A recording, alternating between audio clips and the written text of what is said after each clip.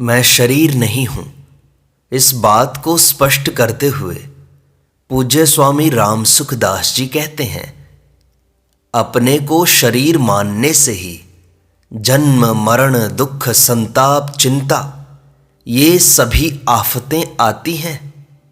शरीर अपना स्वरूप है नहीं, यह प्रत्यक्ष है। बचपन में जैसा शरीर था वैसा अब नहीं है। अब इतना बदल गया कि पहचान नहीं होती, परंतु मैं वही हूं, इसमें संदेह की कहीं गुंजाइश भी नहीं है। तो कम से कम यह विचार करें कि शरीर मैं नहीं हूं। मैं न स्थूल शरीर हूं, न सूक्ष्म शरीर हूं और न ही कारण शरीर हूं। स्थूल शरीर की स्थूल संसार के साथ एकता है। अब वह कौन सा शरीर है जो इन पांचों से रहित है? संसार के साथ शरीर की बिल्कुल अभिन्नता है। संसार यह नाम से जाना जाता है, फिर उसका एक छोटा सा अंश मैं कैसे हो गया? ऐसे ही सूक्ष्म शरीर की सूक्ष्म संसार के साथ एकता है। 5 ज्ञानेंद्रियां, 5 कर्मेंद्रियां, 5 प्राण, मन, बुद्धि, ये सब सूक्ष्म संसार के ही अंश हैं। यह जो वायु चलती है, इसी के साथ प्राणों की एकता है। ऐसे ही सब इंद्रियों, मन, प्राण इत्यादि की एकता है। सब एक ही धातु के हैं। ऐसे ही कारण शरीर की कारण संसार के साथ एकता है। सूक्ष्म शरीर से आगे कुछ पता नहीं लगता। ऐसा जो अज्ञान है वह कारण शरीर है। इसमें प्रकृति होती है। प्रकृति सबकी भिन्न भिन्न होने पर भी धातु एक है। ऐसे प्रकृति एक है। सुषुप्ति में सभी एक हो जाते हैं, भिन्नता रहती ही नहीं। तो इस प्रकार कारण शरीर सब एक ही हुए।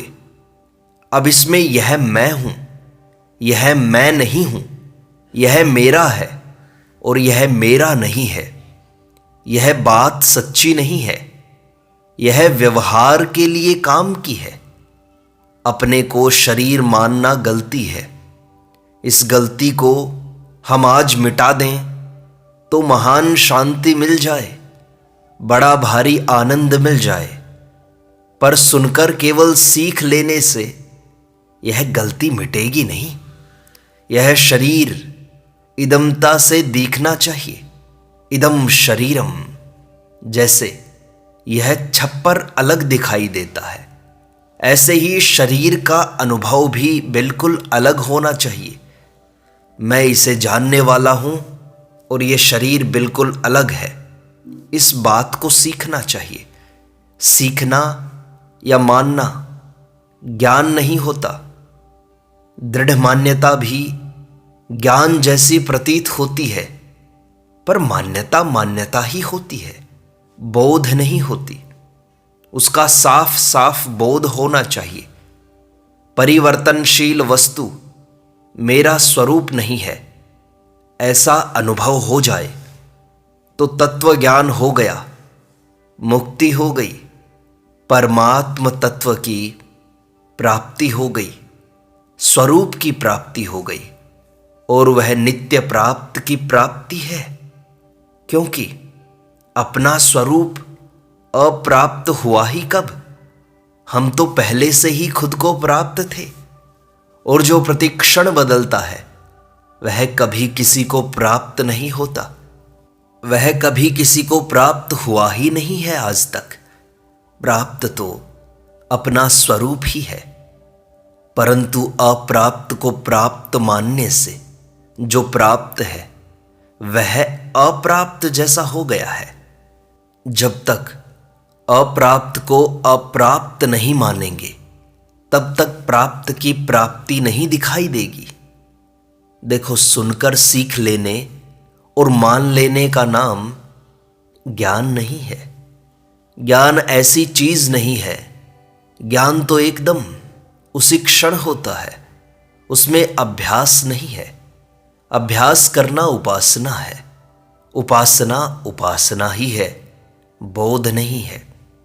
शरीर मैं हूं ऐसा दिखाई देने पर बेचैनी हो जाए तो बोध हो गया। जैसे नींद में पड़े हुए आदमी को सुई चुभाई जाए, तंग किया जाए तो चट से नींद खुल जाती है। ऐसे ही अपने को शरीर मानने का दुख, जलन पैदा हो जाए कि क्या करूं, कैसे करूं, यह अभ्यास कैसे मिटे, तो फिर यह मिट जाएगा। जो चीज मिटती है वह होती नहीं, और जो होती है वह मिटती नहीं। ना सतो विद्यते भावो, ना भावो विद्यते सतः। शरीर में मैंपन और मेरापन मिटता है तो शरीर के मूल में असत है, यह पक्की बात है। सबसे पहले साधक को दृढ़ता के साथ यह मानना चाहिए कि शरीर मैं हूं और यह मेरा है। यह बिल्कुल झूठी बात है। हमारी समझ में नहीं आए, बोध नहीं हो तो कोई बात नहीं है, पर शरीर मैं नहीं हूं, मेरा नहीं है, नहीं है, इसको दोहराते रहो। नहीं है ऐसा पक्का विचार किया जाए जोर लगाकर। जोर लगाने पर अनुभव नहीं होगा, तब वह व्याकुलता, बेचैनी पैदा हो जाएगी, जिससे चट से बोध हो जाएगा शरीर मैं नहीं हूं। इस बात में बुद्धि भले ही मत ठहरे, आप ठहर जाओ।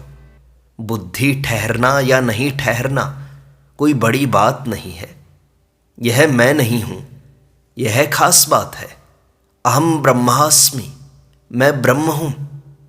यह इतना जल्दी लाभदायक नहीं है जितना यह मैं नहीं हूं यह लाभदायक है। दोनों तरह की उपासनाएं हैं, परंतु यह मैं नहीं हूं इस उपासना से चट से बोध हो जाता है।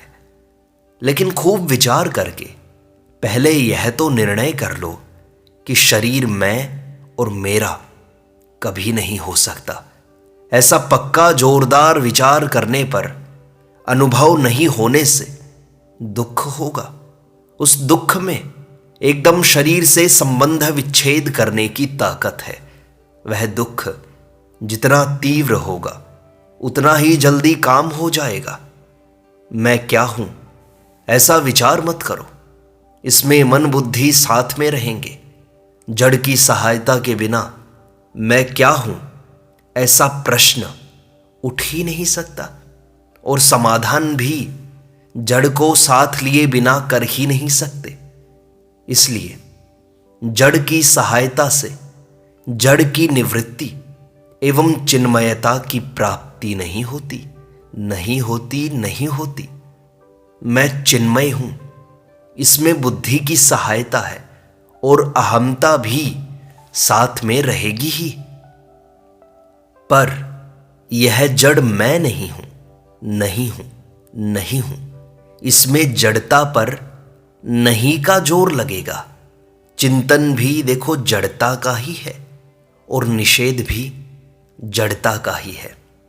तो जैसे झाड़ू और कूड़ा करकट एक धातु के हैं, और झाड़ू से कूड़ा करकट साफ करके झाड़ू भी बाहर फेंक दिया जाए तो साफ मकान पीछे रह जाएगा, उसके लिए उद्योग नहीं करना पड़ेगा।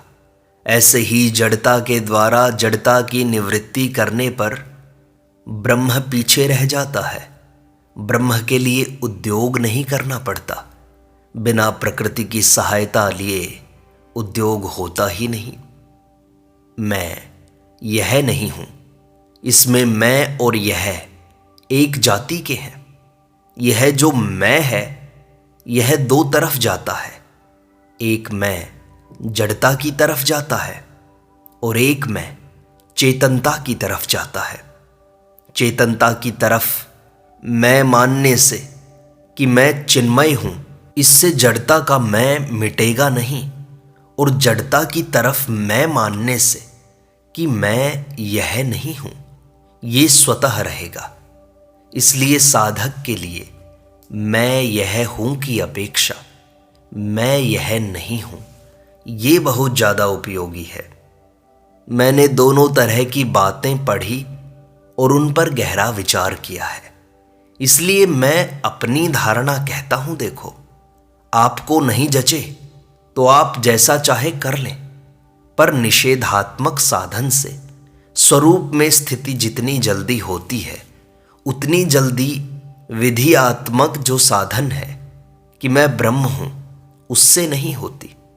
ऐसे ही दुर्गुण दुराचारों का त्याग किया जाए तो सद्गुण सदाचार जल्दी आएंगे। जैसे मैं सत्य बोलूंगा, इस बात में जितना अभिमान रहेगा उतना मैं झूठ नहीं बोलूंगा, इसमें अभिमान नहीं रहेगा। झूठ नहीं बोलकर कौन सा बड़ा भारी काम कर लिया, और सत्य बोलकर बड़ा भारी काम कर लिया, ऐसा भाव रहेगा। इसलिए सत्य बोलने का अभिमान जल्दी टूटेगा नहीं। बुद्धि साथ में रहने पर जड़ता से संबंध विच्छेद हो ही नहीं सकता, क्योंकि जिससे संबंध विच्छेद करना है उस शरीर, इंद्रियां, मन, बुद्धि आदि को ही साथ ले लिया।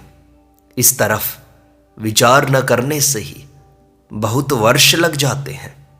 साधक सोचता रहता है, चिंतन करता रहता है, और स्थिति वहीं की वहीं रहती है। जैसे कोहलू का बैल उम्र भर चलता है पर वहीं का वहीं रहता है, वैसी दशा रहती है साधक की। इसलिए इस विषय पर खूब गहरा विचार करने की आवश्यकता है। मैं शरीर नहीं हूं, इस बात को जितना दोहराओगे उतना ये बात अंदर बैठेगी, और अंदर बैठने से इसकी व्याकुलता होगी कि मैं शरीर नहीं हूं तो कौन हूं। तब आत्मा अपना स्वरूप आपके सामने खोल देगी। नारायण नारायण नारायण।